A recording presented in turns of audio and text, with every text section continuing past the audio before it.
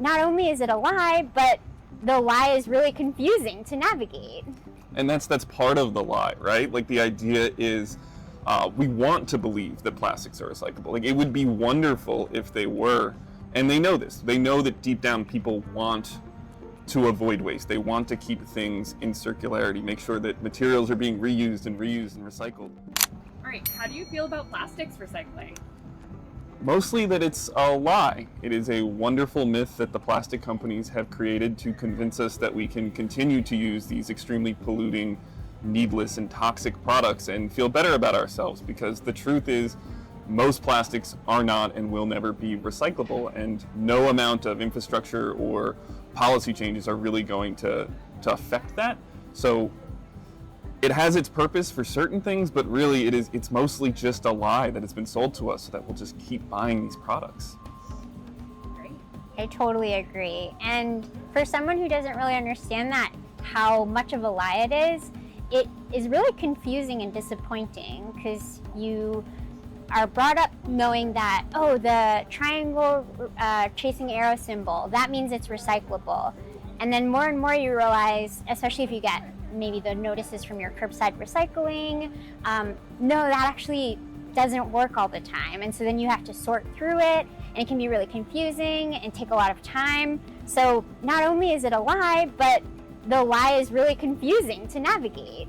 And that's part of the lie, right? Like, the idea is we want to believe that plastics are recyclable. Like, it would be wonderful if they were, and they know this. They know that deep down people want to avoid waste. They want to keep things in circularity, make sure that materials are being reused and recycled.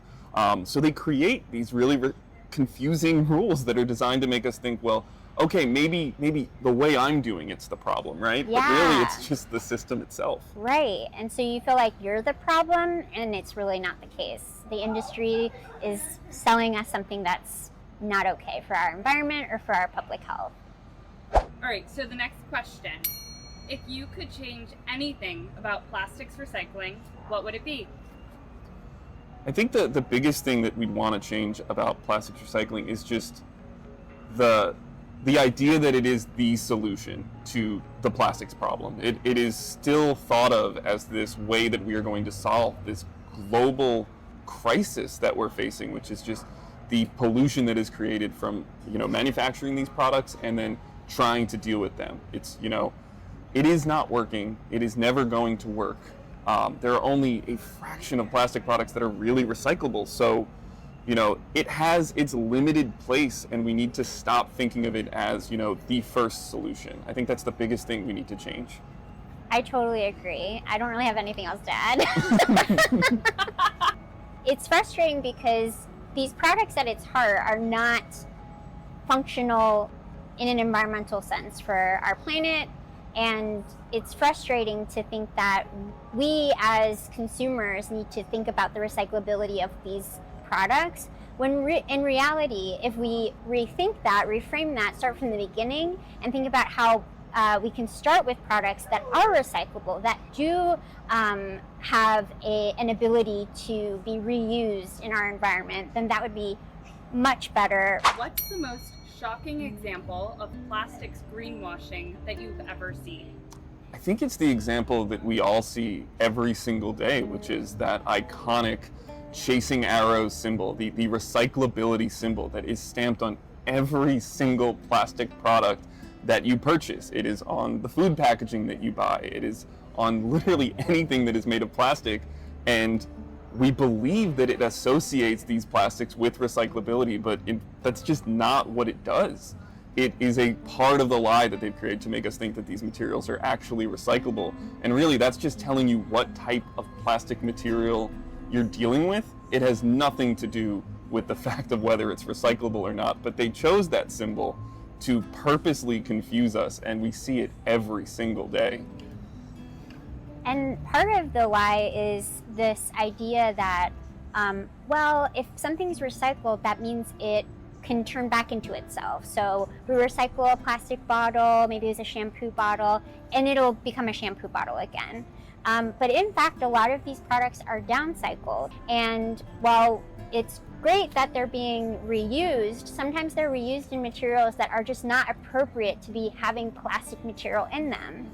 Exactly. I mean, companies do this all the time, right? Like if you see an ad for, whatever water bottle company you get ads for, it's always showing that water bottle perfectly being put back into, a water bottle. And that's not how it works. We're getting jackets, we're getting carpets, and those aren't materials those aren't things that should be made of plastics.